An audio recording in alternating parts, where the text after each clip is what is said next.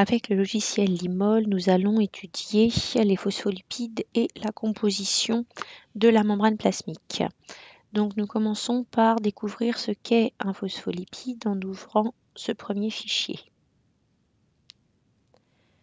Donc vous constatez que le phospholipide est une molécule puisqu'il est constitué d'un ensemble d'atomes.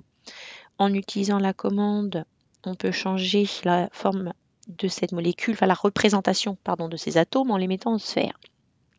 Donc vous voyez ici que le phospholipide est constitué de deux longues chaînes carbonées qui vont être hydrophobes et d'un groupement phosphate avec des atomes d'oxygène qui vont être, ce groupement va donc être hydrophile.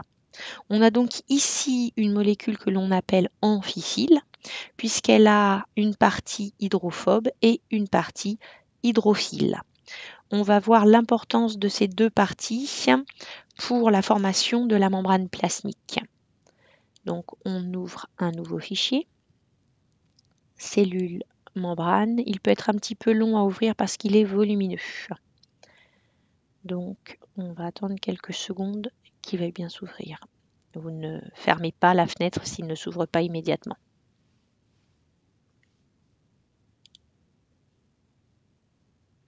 Donc vous pouvez avoir comme ça un petit message d'erreur. Donc vous lui demandez de patienter puisqu'il est en train de charger la molécule. Alors le message d'erreur peut apparaître plusieurs fois.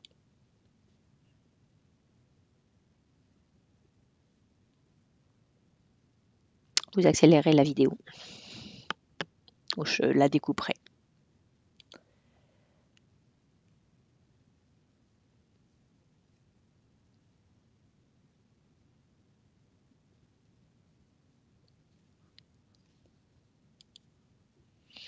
Donc ça c'est pareil, toujours pareil le téléchargement.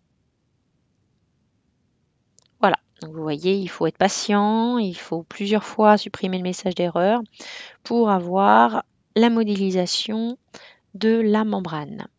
Donc nous allons dans la commande et on va faire déjà apparaître l'eau. Donc on prend l'eau et vous voyez ici masquer ou apparaître, on clique pour faire apparaître l'eau. On va la mettre en sphère et comme c'est de l'eau, on va lui donner une couleur bleue. Donc vous pouvez constater déjà qu'il y a deux zones qui contiennent de l'eau. Une sera du côté du cytoplasme, l'autre sera dans le milieu extérieur environnant la cellule.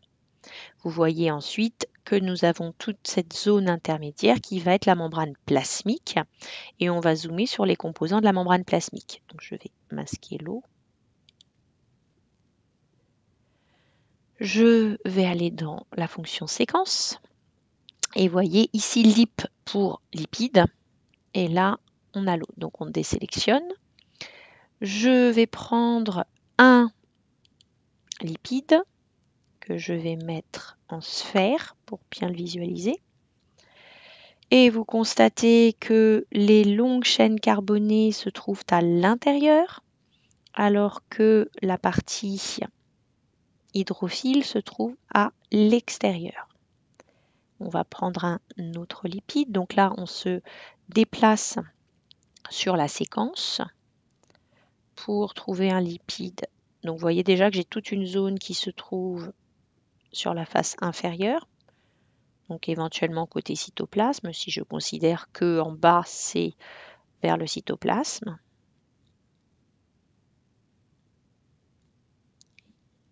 Je continue à me déplacer sur la séquence pour passer. Voilà. Alors, hop, là, on commence à être vers le haut. Je peux considérer que c'est le côté extérieur. Je vais essayer d'avoir une séquence, si possible, voilà, en vis-à-vis de mon autre phospholipide. Donc vous voyez ici mes deux phospholipides face à face, avec partie à nouveau hydrophile à l'extérieur, partie hydrophobe à l'intérieur. J'ai ma bicouche, donc on peut bien voir ici la bicouche. Je vais reprendre l'eau. Par contre, je vais la mettre en bâtonnet. Ah, zut. C'est l'eau que je veux mettre en bâtonnet. J'avais sélectionné l'eau. Voilà. Comme ça permet bien de voir que la partie hydrophile se trouve du côté de l'eau et que les parties hydrophobes se protègent entre guillemets en justement se regroupant et ce qui leur permet d'éviter le contact avec l'eau et ce qui permet du coup la structuration de ma membrane plasmique en une bicouche de phospholipides. On a vu dans la composition de la membrane plasmique qu'il n'y a pas que des phospholipides, il y a également des protéines. Donc nous allons ouvrir un fichier pour pouvoir mettre en évidence les protéines. Donc première protéine, la rhodopsine. Voilà. Donc je remets la bicouche en place. Je vais directement dans séquence pour identifier la bicouche de la protéine.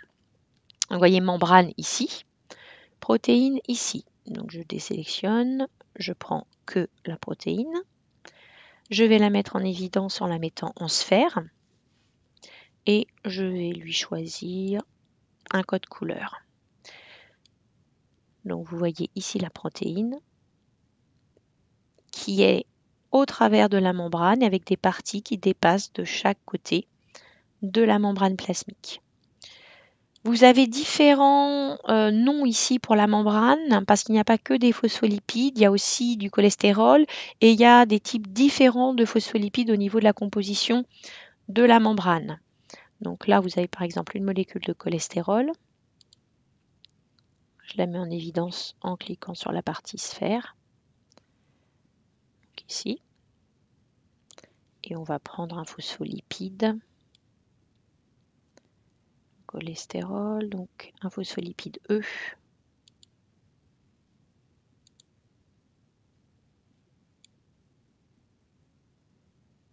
Ici. Et je vais me déplacer pour essayer d'avoir une partie. Si je peux trouver celui qui se trouve en face, en vis-à-vis, ce serait bien.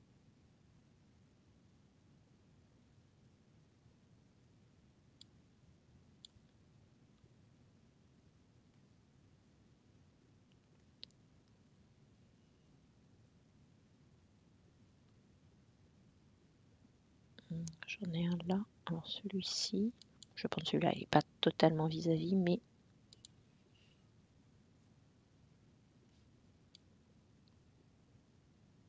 on voit quand même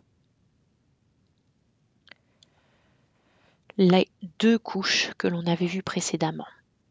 Alors vous avez un autre fichier aussi qui vous met en évidence une protéine qui est cette fois une protéine canal.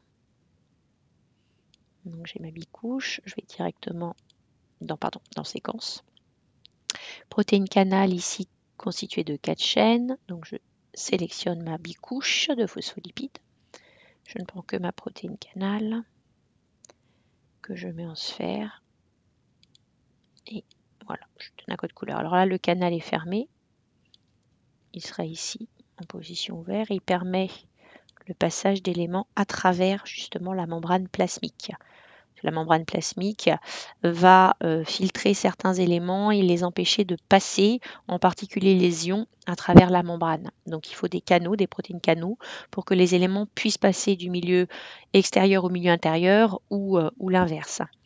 Les 4 chaînes sont identiques, donc je leur mets le même code couleur, mais si je voulais séparer les 4 chaînes constituant le canal, je pourrais très bien, voyez, changer le code couleur si c'était 4 chaînes différentes. Ensuite, on va prendre un phospholipide.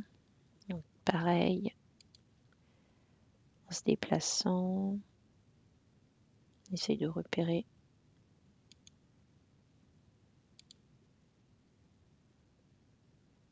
un phospholipide.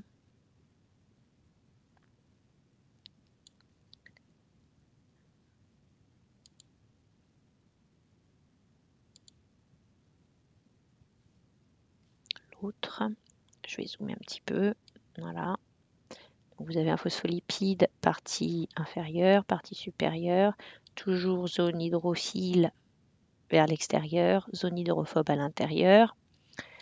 Vous avez ici une fonctionnalité qui vous permet de faire des plans de coupe dans la molécule, ce qui fait disparaître au fur et à mesure les éléments. Donc vous voyez ici, je suis en train d'éliminer au fur et à mesure les phospholipides. Et donc là, j'ai mis 2 phospholipides qui viennent encadrer la protéine insérée dans la membrane plasmique. On peut aussi, côté gadget, enfin bon, des fois ça fait ressortir les éléments, mettre un fond noir. Et puis on peut faire justement apparaître les différents contacts. Donc là, ce qui nous intéresserait, ce sont les contacts hydrophobes.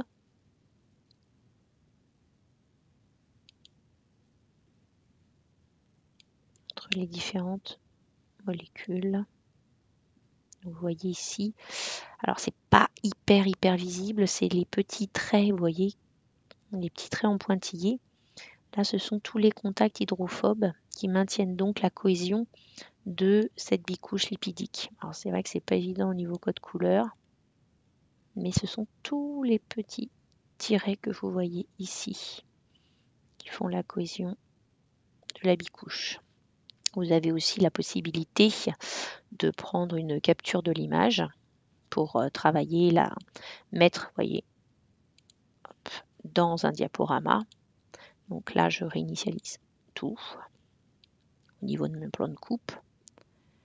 Et vous pouvez faire apparaître d'autres phospholipides. Moi, voilà, j'ai mis ceux qui étaient au contact de la protéine, mais vous pouvez en prendre d'autres sans problème. Vous pouvez en prendre sur les extérieurs pour mieux les mettre en évidence. Par exemple, celui-ci qui est sur l'extérieur. Par contre, il faut être patient. Voilà. Il ne faut pas être pressé. Il faut être patient. Les molécules sont un petit peu volumineuses. Et donc, du coup, ça met un petit peu de temps. Ah, j'en avais un là en haut. Ça met un petit peu de temps à réagir. Il faut un petit temps de réaction. Voilà. Bon, j'espère que cette vidéo vous aura aidé à comprendre la structure de la membrane plasmique et puis surtout à réviser l'utilisation du logiciel LibMol.